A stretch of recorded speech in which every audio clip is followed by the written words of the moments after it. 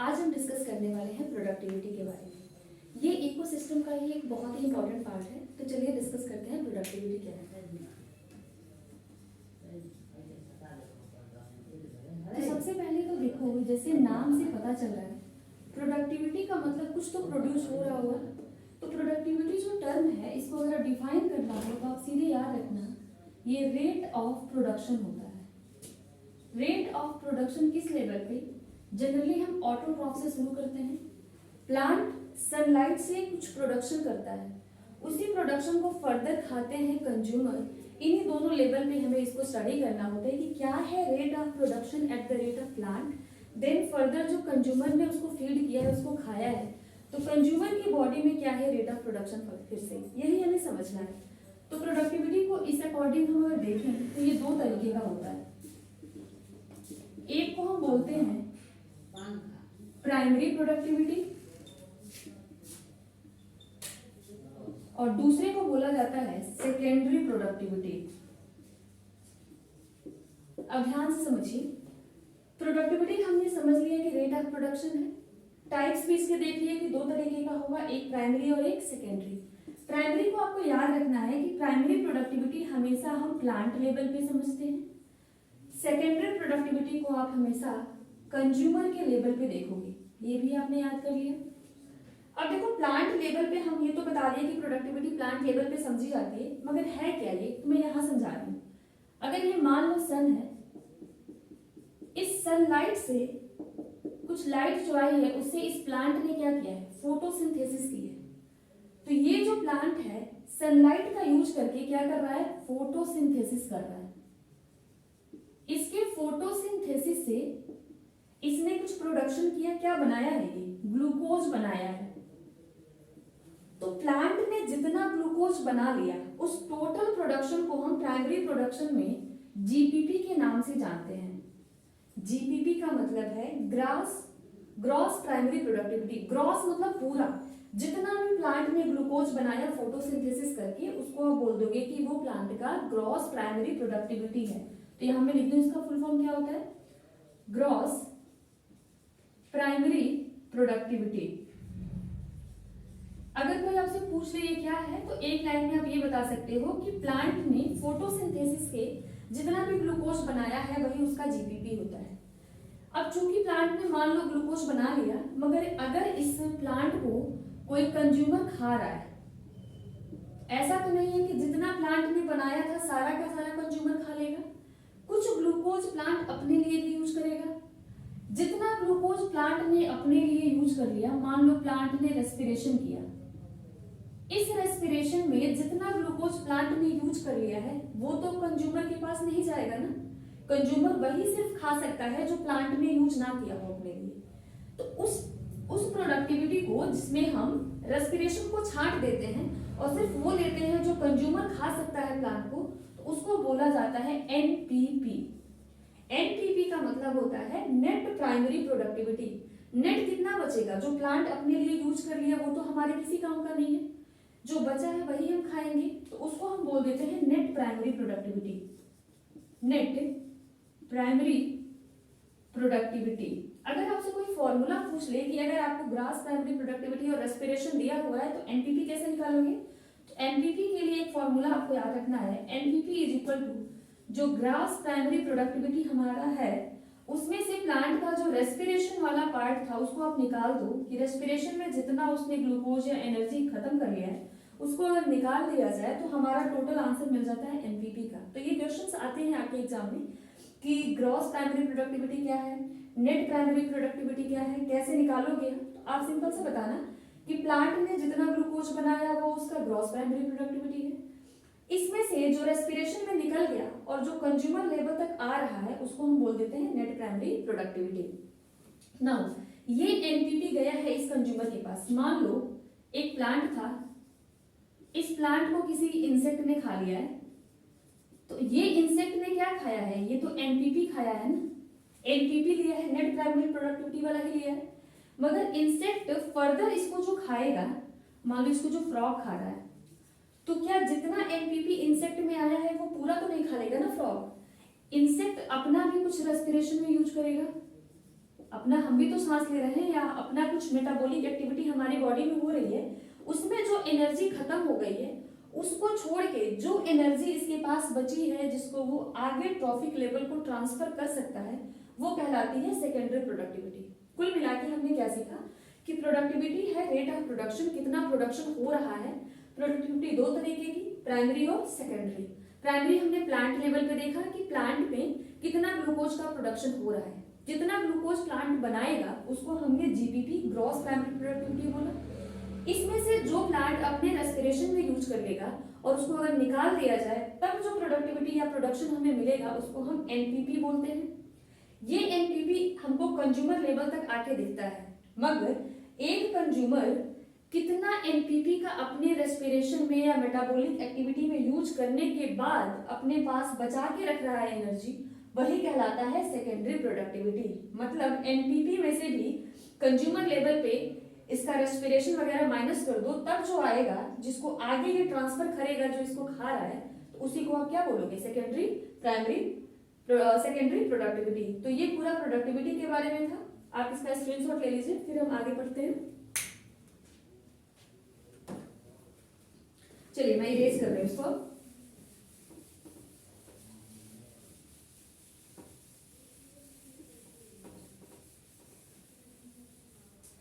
अगला हमारा जो टॉपिक है वो है न्यूट्रिएंट साइकिल के बारे में। न्यूट्रिएंट साइकिल को भी थोड़ा सा समझ जाते हैं।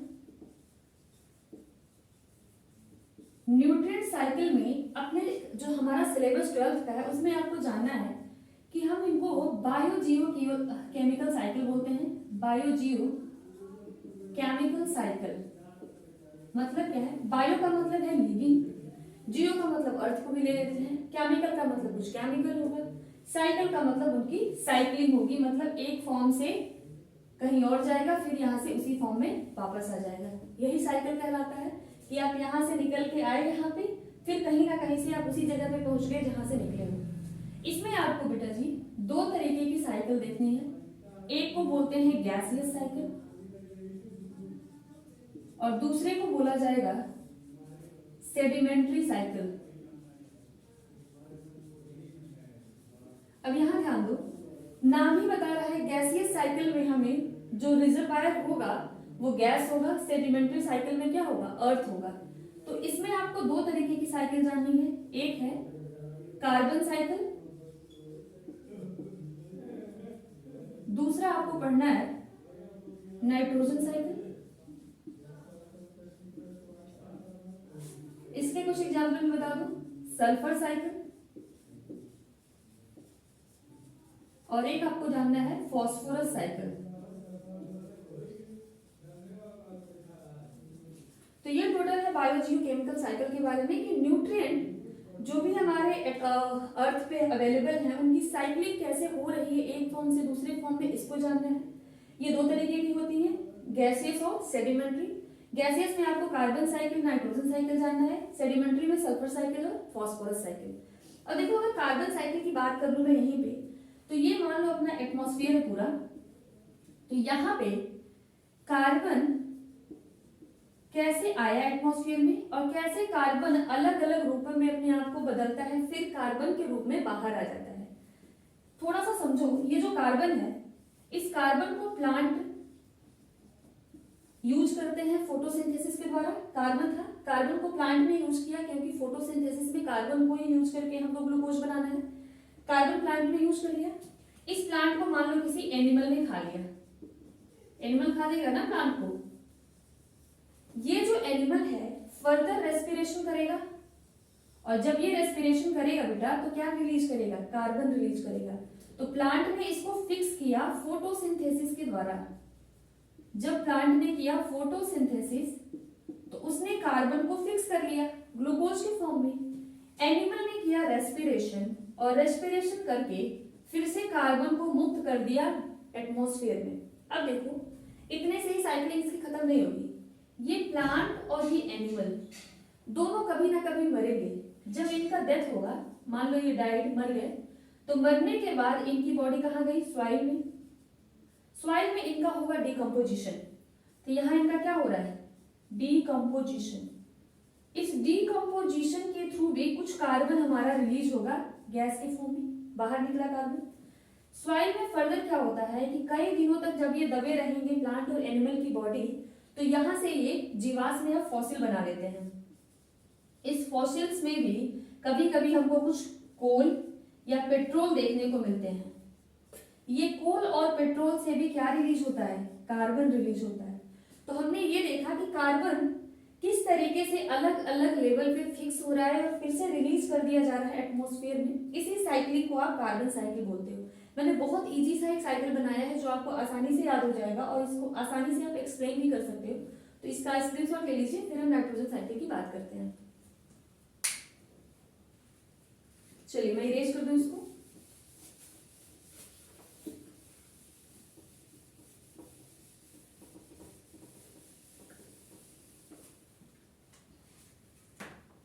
नाइट्रोजन साइकिल, जब भी आपके एग्जाम में नाइट्रोजन साइकिल आए तो पहले तो ये आपको जानना है कि ये नाइट्रोजन साइकिल एक बायोजियोकेमिकल साइकिल है। किस टाइप का है ये, तो ये एक गैसियस साइकिल है, गैसियस साइकिल है। अब देखो नाइट्रोजन हमारा N2 के फॉर्म में होता है ना, इस N2 को डायरेक्टली प्लांट यूज नहीं कर सकते हैं क्योंकि इसके बीच के जो बॉन्ड है उनको तोड़ना बहुत ही मुश्किल होता है। तो ये कहां से टूटता है, अगर लाइटनिंग हो रही है, बिजली चमक रहा है, लाइटनिंग जब होती है तो ये इसको तोड़ सकती है, अदरवाइज ये नाइट्रोजन को तोड़ देगी N के फॉर्म में। या फिर क्या होता है कि कभी कभी कुछ ऐसे प्लांट हैं, कुछ प्लांट में डायरेक्टली प्लांट ही लिख रही हूं, जिनके रूट में कुछ बैक्टीरिया पाए जाते हैं, उन प्लांट को हम बोलते हैं लेग्यूमिनस प्लांट। तो यहां मान लो लेग्यूमिनस प्लांट है, दाल वाली जनरली ये प्लांट होते हैं जिनसे दाल मिलता है हमें, जैसे मटर के प्लांट हो गए, अरहर के प्लांट हो गए, और कुछ हमारे नॉन लेग्यूमिनस प्लांट भी होते हैं, उनमें भी कुछ बैक्टीरिया होते हैं जो कि नाइट्रोजन को फिक्स करते हैं। इनके रूट में कुछ बैक्टीरिया होंगे, ये भी क्या करते हैं, नाइट्रोजन को फिक्स करने का काम करते हैं, नाइट्रोजन को फिक्स करने का काम करेंगे। ये भी नाइट्रोजन को फिक्स करने का काम करता है बेटा। इसके अलावा क्या होता है कि जनरली नाइट्रोजन को कुछ बैक्टीरिया अमोनिया के फॉर्म में तोड़ देते हैं। अमोनिया को फिर से ये जो प्लांट है, ये मान लो प्लांट है, अमोनिया को प्लांट डायरेक्टली ले सकते हैं। इस प्लांट को किसी एनिमल ने खा लिया, मान लो इस प्लांट को किसी एनिमल ने खाया, ये जो एनिमल है इसके बॉडी में डीएनए आरएनए है, प्लांट की बॉडी में भी तो होता है डीएनए आरएनए, तो सब सेल्स में होंगे।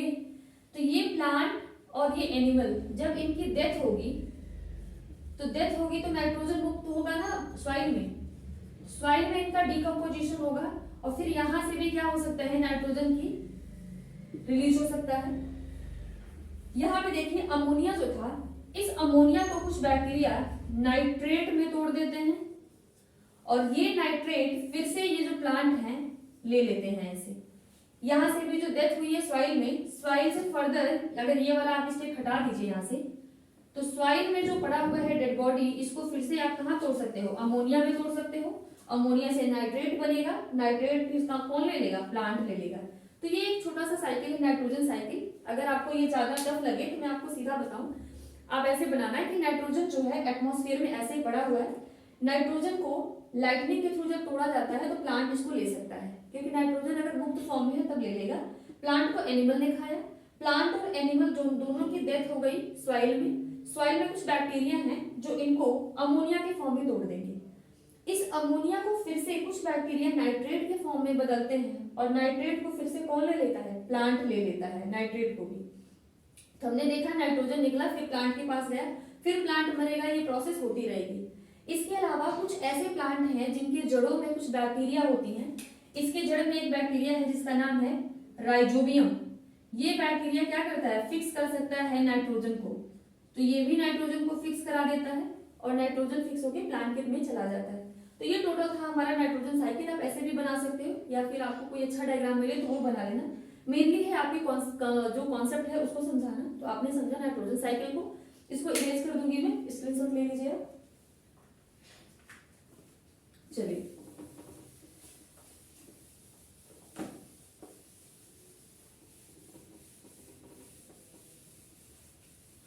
अब हमारे पास दो साइकिल बचे हैं सेडिमेंट्री साइकिल के एग्जाम्पल, जिनको कि हम बोलते हैं सल्फर साइकिल और फास्फोरस साइकिल।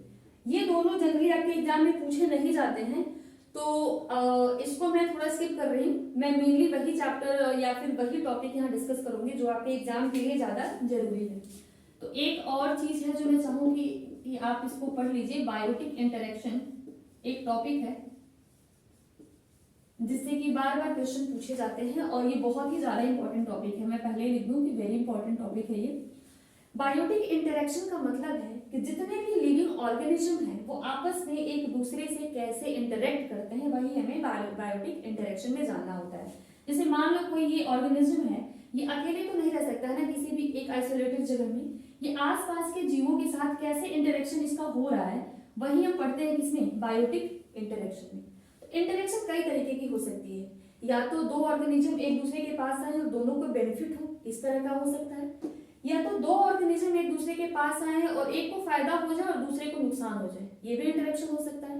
या ऐसा इंटरेक्शन होगा या ऐसा उनका मतलब कि कनेक्शन हो जिसमें दोनों को ही नुकसान हो जाए। तो यही अलग अलग टाइप के इंटरेक्शन होते हैं जब दो लोग मिलते हैं, तो इसी को हमें पढ़ना है बायोटिक इंटरेक्शन में। तो चलिए देखते हैं कितने तरीके का इंटरेक्शन हो सकता है जनरली एक इकोसिस्टम के अंदर। तो इसको हम पढ़ सकते हैं कि या तो पॉजिटिव होगा इंटरेक्शन, या तो कैसा हो सकता है, नेगेटिव हो सकता है। दो तरीके के इंटरेक्शन होते हैं जनरली। पॉजिटिव में क्या होगा, जो दोनों पार्टनर हैं, बोथ पार्टनर गेट्स बेनिफिट,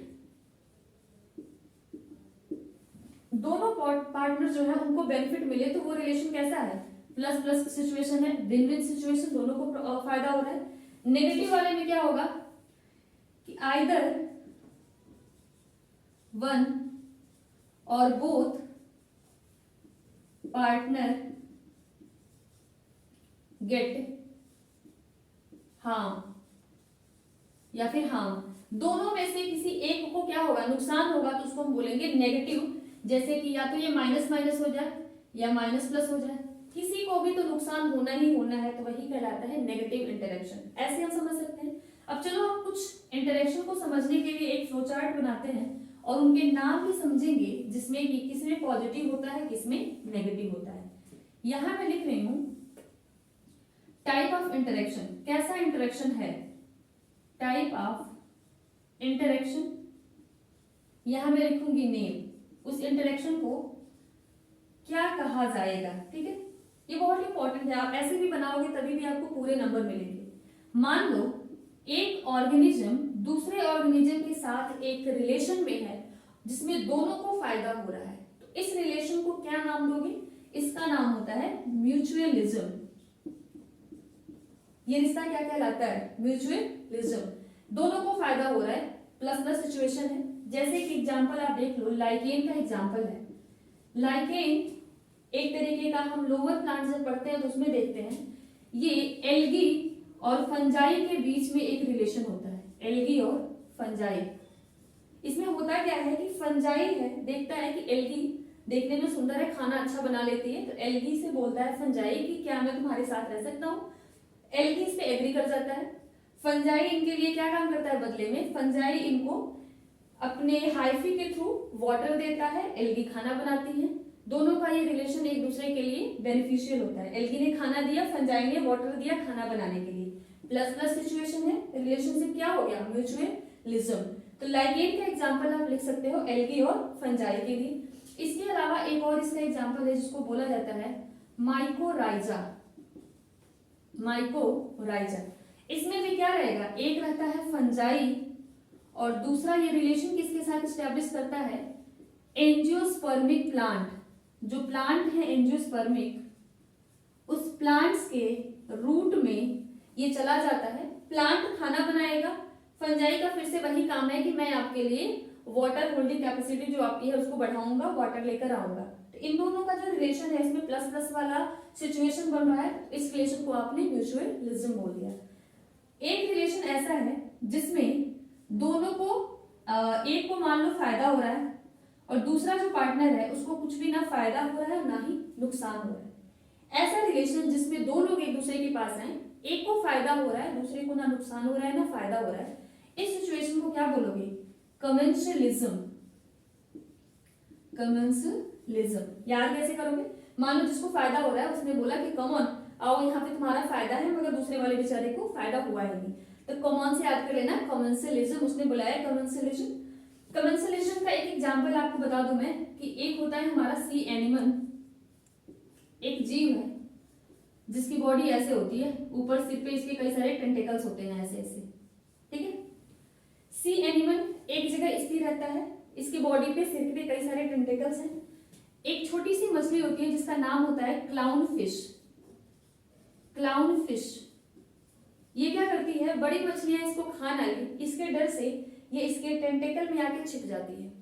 इसका जो टेंटिकल है इसमें जहर भरा होता है, बड़ी मछलियां अगर पास से गुजरेंगी तो ये उसमें ऐसे करके उनमें जहर इंजेक्ट करा सकता है। क्लाउन फिश इतनी छोटी होती है कि टेंटिकल्स में कहीं भी छिप जाती है, और क्योंकि ये यहाँ छिपी है इसको प्रोटेक्शन मिला, इसके लिए पॉजिटिव है। सी एनिमल को ना फायदा हो रहा है ना नुकसान हो रहा है कि ठीक है तुम छोटी हो कहीं भी रहो, मुझे क्या फर्क पड़ता है इससे। बड़ी मछलियां इसको खा नहीं सकती हैं, तो इसको तो फायदा हो गया ना, इसको कुछ भी नहीं हुआ। इस रिलेशन को हमने क्या बोल दिया? कमेंसलिज्म। एक एग्जांपल है सी एनिमल और क्लाउन फिश। तीसरा रिलेशन कैसा हो सकता है? मान लो दो लोग आए और दोनों इतने ही मतलब क्या बोला जाए उनको कि दोनों में से किसी को फायदा नहीं हो रहा है, ना फायदा हो रहा है, और दोनों में से जो दोनों साथ में आए हैं दोनों को नुकसान हो रहा है आपस में। इस रिलेशन को आप बोलोगे कंपटीशन। जब भी कंपटीशन होता है तो दो लोगों में से किसी ना दोनों को कभी ना कभी मतलब कि हार्म होता ही होता है। तो कंपटीशन में हमेशा क्या होगा, एक दूसरे से लड़ाई होती है और दोनों का कुछ ना कुछ नुकसान होता है। कंपटीशन या तो सेम कास्ट मतलब सेम जाति में हो जाए, इंटर स्पेसिफिक, सॉरी अगर सेम जाति या सेम स्पीसीज में हो रही है तो उसको बोलोगे इंट्रा स्पीसीज, और अगर अलग अलग स्पीसीज में हो रही है तो उसको बोलोगे इंटर स्पेसिफिक। तो अभी इतना ज्यादा डीप जाने की जरूरत नहीं है, आप बस याद रखो कि अगर दोनों को नुकसान हो रहा है इसका मतलब वो आपस में कंपटीशन कर रहा है। कंपटीशन किसके लिए हो सकता है? टेरिटरी के लिए, जगह के लिए हो सकता है, पार्टनर के लिए हो सकता है, फूड के लिए हो सकता है।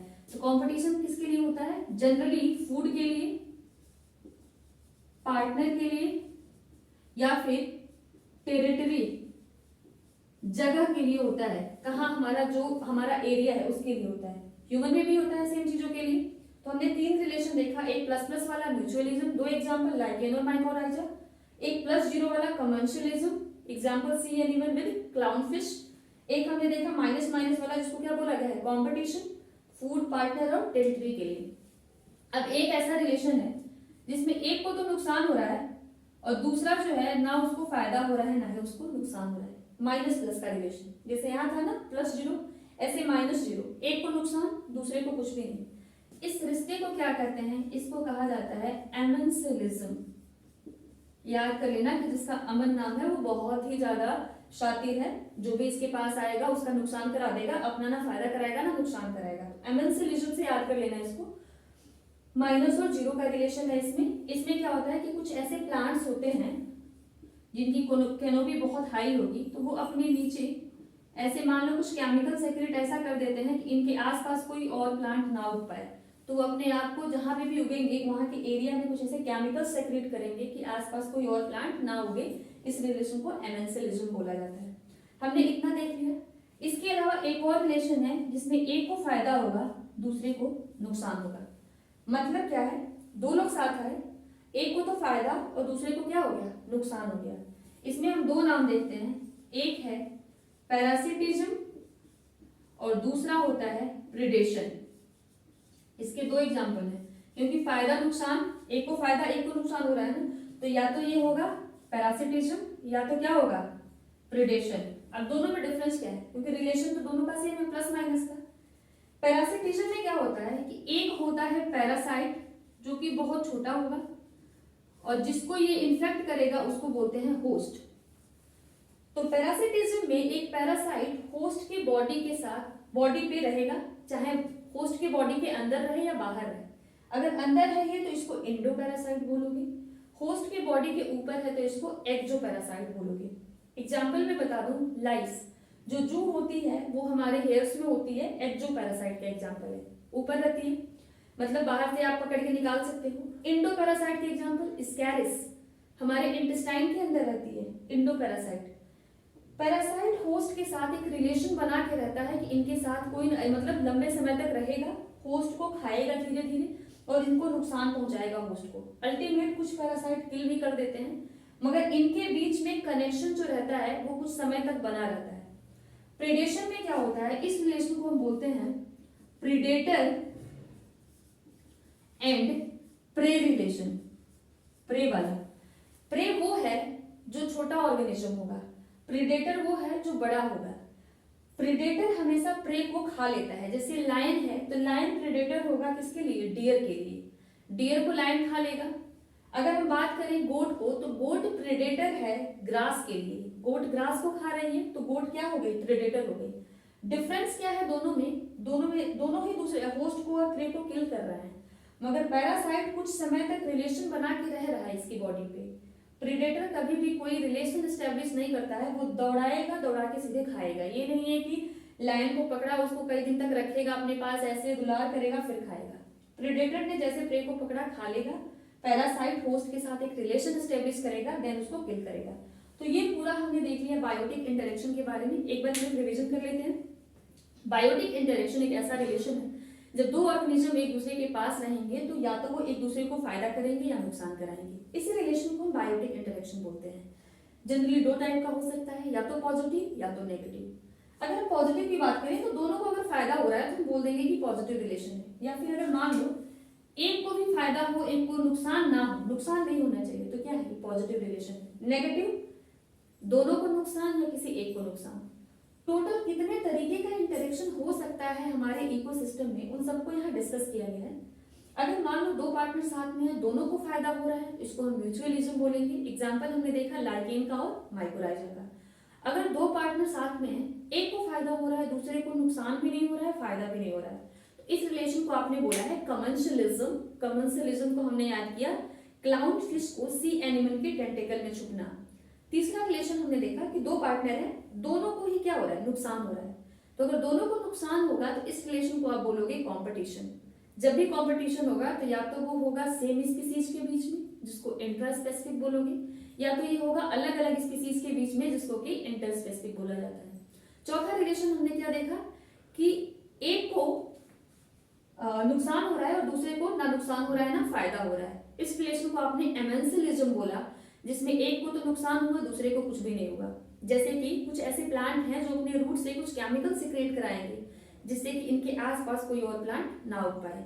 अगला रिलेशन हमने देखा एक ऐसा पार्टनर है जिसको फायदा होगा, दूसरे को क्या होगा, नुकसान। इसमें हमने दो एग्जाम्पल देखे, एक पैरासिटिज्म एक प्रेडेशन का। पैरासिटिज्म और प्रेडेशन दोनों का रिलेशन प्लस माइनस का है। जो पैरासिटिज्म है उसमें होस्ट को पैरासाइट इन्फेक्ट कराएगा, दोनों के बीच में कुछ समय के लिए कनेक्शन बनेगा, कुछ समय वो साथ रहेंगे, फिर पैरासाइट होस्ट को बीमार करके उसको किल करेगा। पैरासाइट दो तरीके का देखा हमने, एक्टो पैरासाइट एग्जांपल लाइस का, जू का देखा। इंडो पैरासाइट एस्कैरिस का एग्जांपल देखा जो कि इंटेस्टाइन में रहती है। अगला हमने प्रेडेशन देखा। प्रेडेशन में क्या होगा कि रिलेशन होगा प्रे और प्रेडेटर के बीच में। प्रेडेटर हमेशा किल करेगा किसको, प्रे को। प्रे कोई भी हो सकता है, अगर लायन की बात करोगे तो लायन प्रेडेटर है तो जिसको भी वो खाएगा वो उसके लिए प्रे होगा। अगर गोट है या फिर कोई भी हर्बीवोर्स है तो वो ग्रास को खा रहा है तो ग्रास उसके लिए प्रे हो जाएगा और वो प्रेडेटर हो जाएगा। पैरासिटिज्म और प्रेडेशन में डिफरेंस आपको याद रखना है कि पैरासिटिज्म में कनेक्शन बनता है, कुछ समय के लिए वो साथ रहते हैं एक दूसरे के। प्रेडेटर में ऐसा कुछ नहीं होता है, वो जैसे पकड़ेगा मार के खा जाएगा। तो ये हमने पूरा टॉपिक कंप्लीट किया बायोटिक इंटरेक्शन का और प्रोडक्टिविटी का। तो ऐसे ही और भी वीडियोस के लिए चैनल को